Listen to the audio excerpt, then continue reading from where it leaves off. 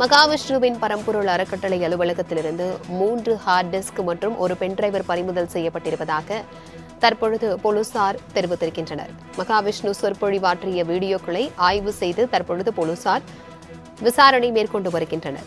மகாவிஷ்ணுவின் வங்கிக் கணக்கு மற்றும் அறக்கட்டளை வங்கிக் கணக்குகளை போலீசார் தற்பொழுது தீவிரமாக ஆய்வு மேற்கொண்டு வருகின்றனர். இதுகுறித்தான கூடுதல் விவரங்களுடன் இணைகிறார் எமது செய்தியாளர் ராகவேந்தர்.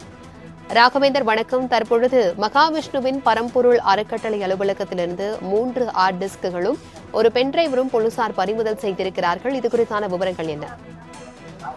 வணக்கம். அசோக் நகரில் இருக்கக்கூடிய அரசு பெண்கள் மேல்நிலைப் பள்ளியில், சைதாப்பேட்டை அரசு மேல்நிலைப் பள்ளியில் பரம்பொருள் அறக்கட்டளை நிறுவனர் மகாவிஷ்ணு கடந்த மாதம் 28ஆம் தேதி தன்னம்பிக்கை ஊட்டும் பேச்சு என்ற வகையில் சொற்பொழிவாற்றினார். அப்போது மாற்றுத்திறனாளிகள் குறித்து அவரது பேச்சு சர்ச்சையை ஏற்படுத்தியது. இதையடுத்து சைதாப்பேட்டை காவல் நிலையத்தில் அனைத்து வகை மாற்றுத்திறனாளிகள் மற்றும் பாதுகாப்பு உரிமைகளுக்கான சங்கத்தின் சார்பில் புகார் அளிக்கப்பட்டது. இதையடுத்து மகாவிஷ்ணு மீது 5 பிரிவுகளின் கீழ் வழக்கு பதிவு செய்யப்பட்டது. இதற்கிடையே ஆஸ்திரேலியாவிலிருந்து சென்னை திரும்பிய மகாவிஷ்ணு கடந்த சனிக்கிழமை அன்று சென்னை விமான நிலையத்தில் கைது செய்யப்பட்டார். பின்னர் நீதிமன்ற காவலில் புழல் சிறையிலும் அடைக்கப்பட்டார்.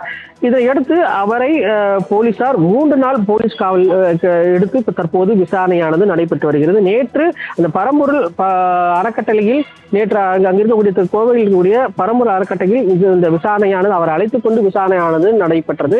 அந்த விசாரணையில் அங்கு 3 ஹார்ட் டிஸ்குகள் மற்றும் பென்டிரைவுகள் கைப்பற்றப்பட்டதாக போலீசார் தரப்பில் தெரிவிக்கப்பட்டிருக்கு. அது மட்டுமில்லாமல் பண பரிவர்த்தனை அதாவது பல்வேறு வெளிநாடுகளில் இருந்து அவரது அறக்கட்டளைக்கு வெளிநாடுகளிலிருந்து பணம் வந்திருப்பதாகவும் தெரிவிக்கப்பட்டிருக்கு. அந்த பண பரிவர்த்தனையும் தற்போது போலீசார் ஆய்வு செய்து வருவதாகவும் போலீசார் தரப்பில் தெரிவிக்கப்பட்டிருக்கு. இன்று விசாரணையானது நடத்தப்பட்ட இன்றும் அவர் சென்னை அழைத்து வந்து விசாரணையானது நடத்தப்பட்டு வருகிறது. நாளை மாலை சைதாப்பேட்டை நீதிமன்றத்தில் அவர் ஆஜர்படுத்தப்படுவார் என்றும் போலீசார் தரப்பில் தெரிவிக்கப்பட்டிருக்கு. தகவல்களுக்கு நன்றி ராகவேந்தர்.